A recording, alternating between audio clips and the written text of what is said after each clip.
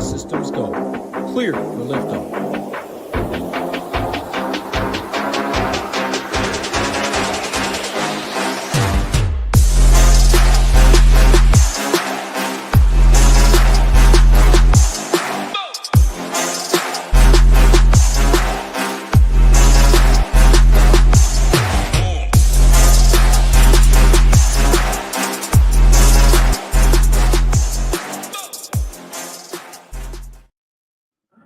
Hello and welcome to this weekend's NASCAR Quick Hit here at SHIPIT Nation. I am Eric, also known as TheGame on Discord, and tonight we are going to be discussing the Grant Park 165 taking place at the Chicago Street Course in Chicago, Illinois. But before we start breaking down this race, let me, of course, mention us. Us meaning us here at SHIPIT Nation. Promo code NAS75 allows you to try out the amazing services of SHIPIT Nation for just $1 a day. $1 a day gives you 1 month of the All Access plus SaberSim Core package here at SHIPIT Nation, which gives you the SaberSim Optimizer, expert ownership and projections, the Stone, slate plans, rankings, education courses by Hoop Tambo and the boys, and Discord communities for all sports. I'm personally partial to the NASCAR channel and the SHIPIT Nation Discord. However, they are all good. So if you have yet to give us a shot, please go ahead and do so. ShipItNation.com, promo code NAS75. Tell them the game sent you. All right, let me this boom. All right. Also, I'm using a headset tonight because for some reason my actual good microphone was not being detected. So fingers crossed that my voice is actually being recorded by this thing. All right, here. There are roughly 52.5 Dominator points up for grabs in the streets of Chicago, and I am recommending at least one Dominator per lineup, and we have perhaps the most popular Dominator play in all of NASCAR DFS starting on the pole this weekend, and that is Shane Van Gisbergen. But before we discuss any other potential dominators, let's go ahead and talk about practice. And boy, howdy, is there a lot to talk about as far as practice is concerned. First and foremost, Denny Hamlin. His engine went kaboom to start the practice. Denny Hamlin got no practice laps, did not attempt a qualifying lap. Denny Hamlin is starting dead last in 40th place on Sunday. Up next, William Byron. Willie B was crazy fast in practice. So fast, he lost control and hit the hard wall. Hit the wall hard, but the wall was also hard, or rather, strike that, reverse that. You know what I mean. Willie B, heavy damage towards the end of practice. He will be rolling up a backup car and starting the race in 38th. So you have Denny Hamlin starting 40th, William Byron starting 38th.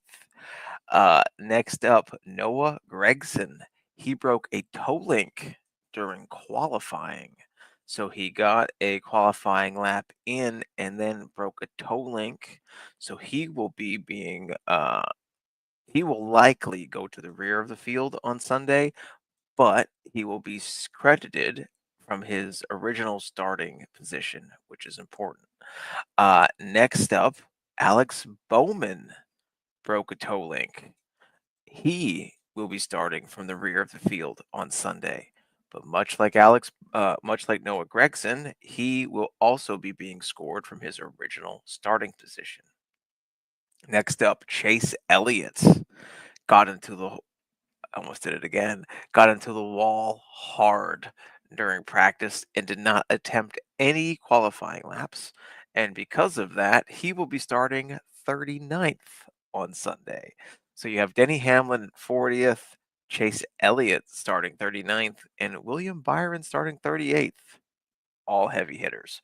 And last but most certainly not least, Kyle Larson got into the wall during qualifying, and he will be starting from the rear of the field as well. So let me quickly go over that again. All of Hendrick Motorsports, Kyle Larson, Chase Elliott, Alex Bowman, and William Byron will be starting from the rear of the field on Sunday. What you need to know, what we need to know as DFS players, William Byron and Chase Elliott are actually starting from their positions, which are back there.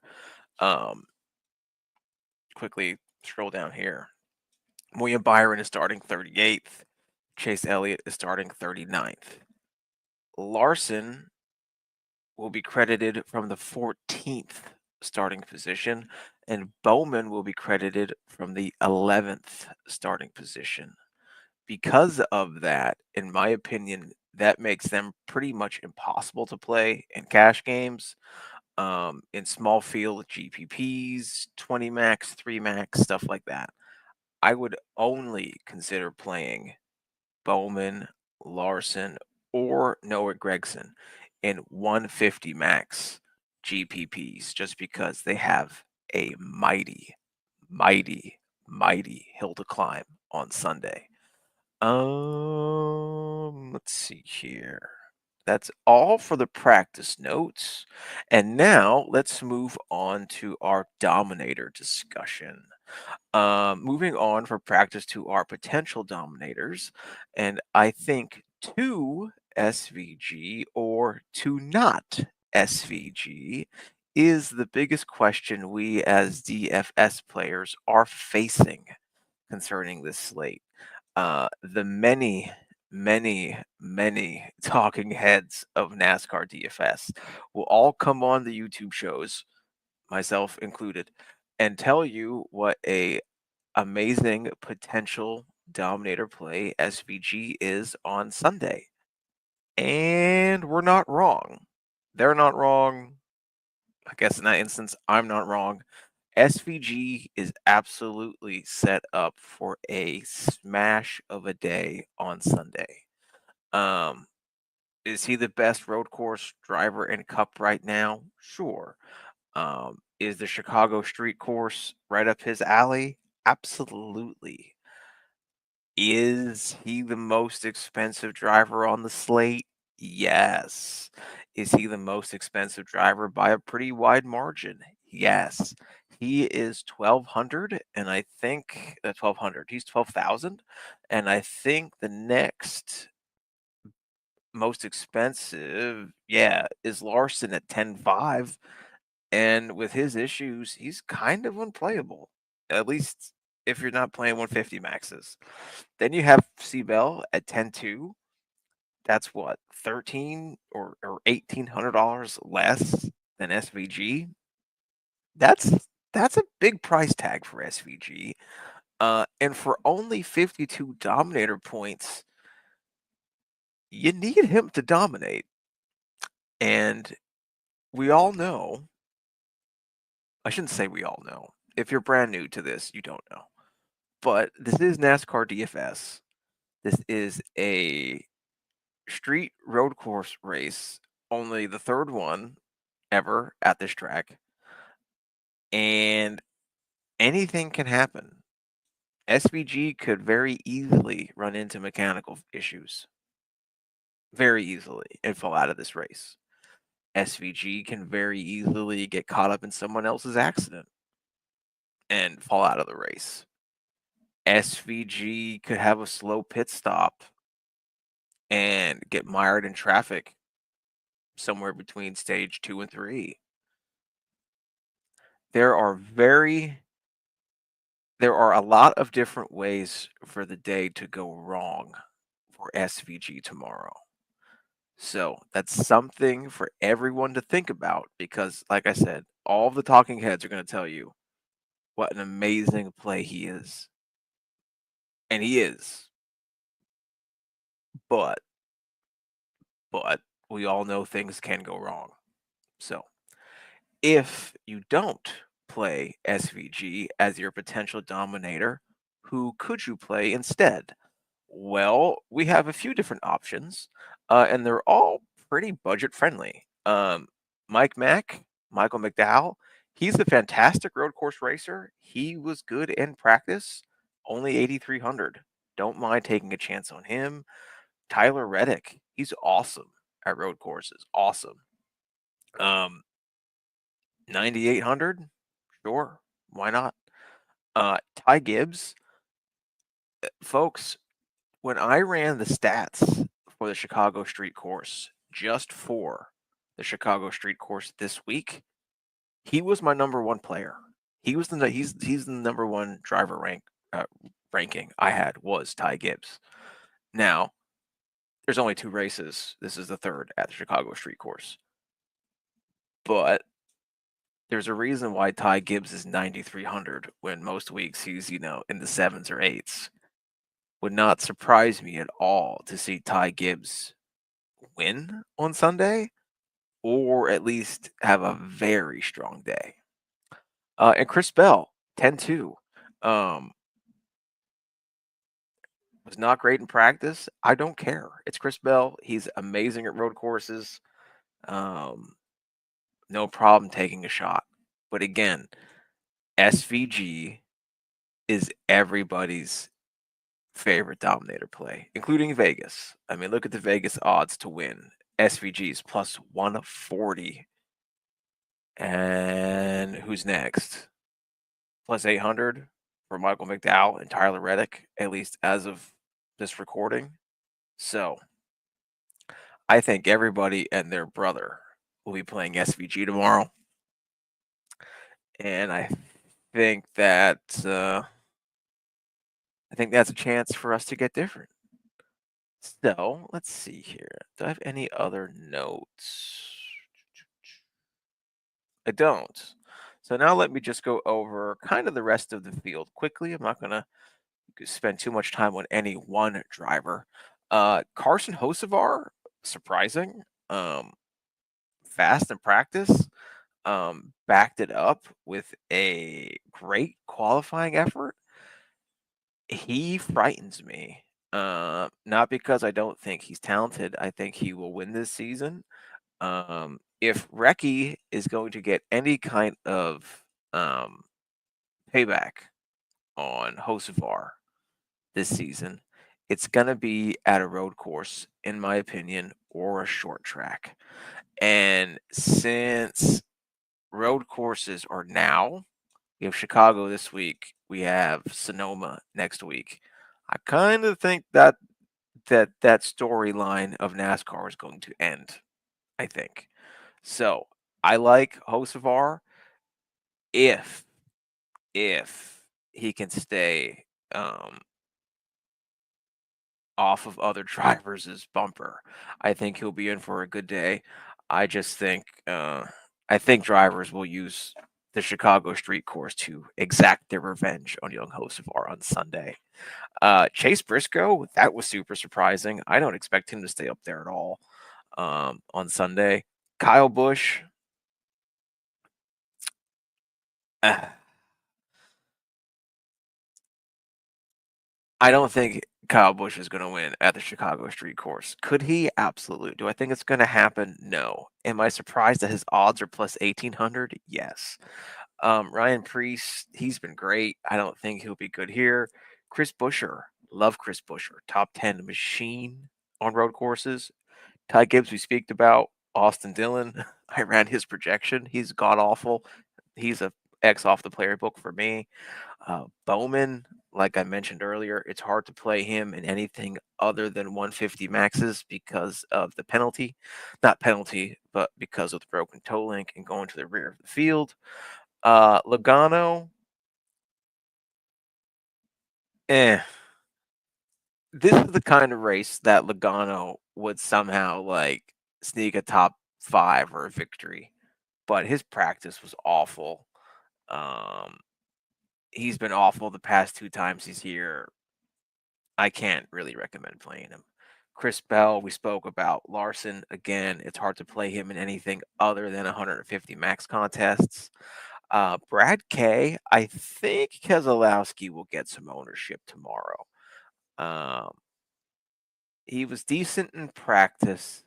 He's cheap. He's starting towards the front, so that kind of isolates him from some danger from the rear of the field.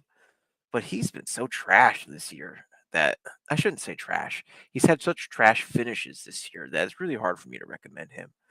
The Dinger used to be the road course god of NASCAR, and then the sport caught up with him. I have no problem with Dinger. I don't think he should be 9,000 anymore on road courses. Um, just my opinion, though. Ryan Blaney, I will gladly take a 7,500 Ryan Blaney. Absolutely no issues there. Suarez, I no problem with really anybody in Trackhouse equipment because they're all running SVG's setup. So we know SVG can drive that setup fast. So we have to assume the rest of Trackhouse can as well. So no issues taking a chance with Suarez. Will Brown,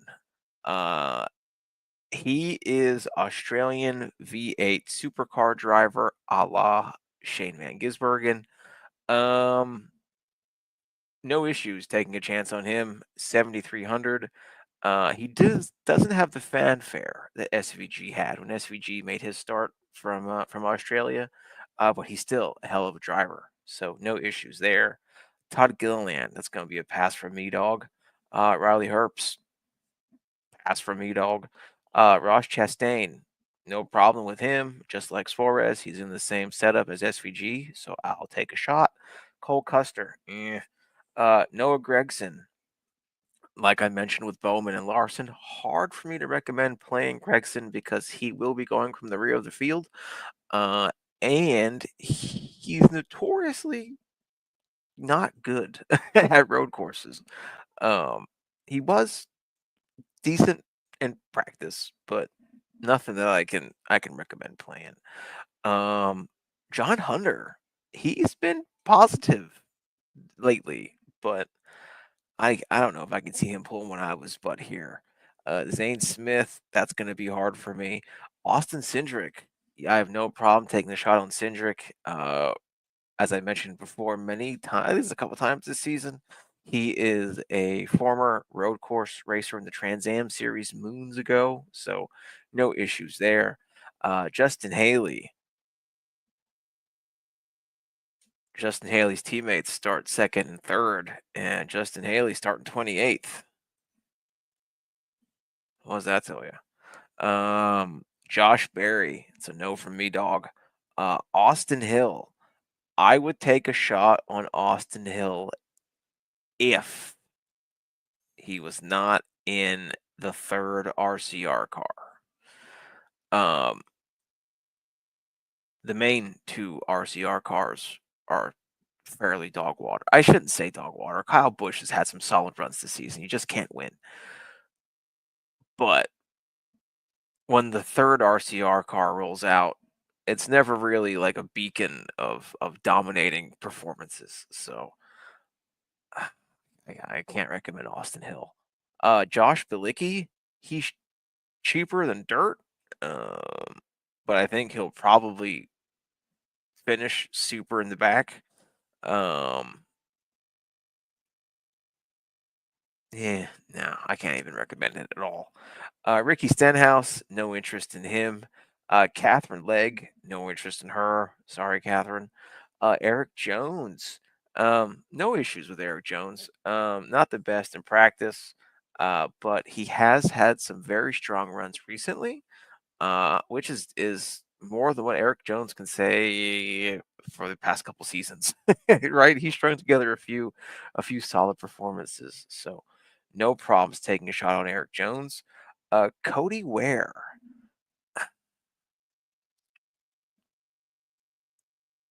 If for some reason you need a driver for $4,800, he would probably, well, hold on, let me look here. We have Catherine at 45. We have Bilicki at 46. Yeah, if you're going to grab a driver in the $4,000 range, he would be my pick. Should you be picking a driver in the $4,000 range? I'll let that up to you to decide. Ty Dillon. It's going to be a no from me, dog. And now here we got the chalk. Bubba Wallace, William Byron, Chase Elliott, and Denny Hamlin. Bubba has been trending upwards as far as road courses go. It used to be a never consider type scenario for Bubba Wallace, and now not so much. Now I don't mind playing Bubba at a road course, and I don't mind playing Bubba at a road course at $6,400 and from 37th starting position. Even if he gets, wrecks out right away, he's only going to lose you like what, 4 spots, 3 spots. So we're 6,400 all over that. William Byron, look, he's not been the greatest here, but he was crazy fast during practice and all the positions in the world to gain. So no problem taking a shot there. Chase Elliott, great road course racer. Don't think he's won any in the next gen era off the top of my head, but he's like a top 5, top 10 king as far as road courses go. Starting at 39th place. Love it. And then Denny Hamlin. Look, Denny has not been known as a road course guy. You can see the stone has D plus for track ranking and track type ranking, right? So obviously he's not a road course god by any stretch of the imagination. Heck, even look at his Vegas odds. But he's 7,100, and it's Denny Hamlin. He's a veteran. He knows if he just keeps his nose out of trouble, the seas will eventually part in front of him and accidents will occur and he'll be able to sneak positions. So yeah, I think that's it as far as my notes, my practice notes, my Dominator thoughts, and any other random thoughts I have concerning this slate.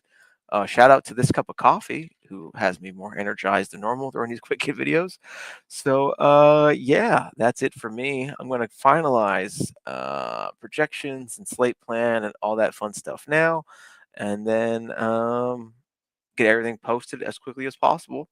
If you have any questions concerning the slate, please feel free to tag me on Discord. And as always, let's ship it.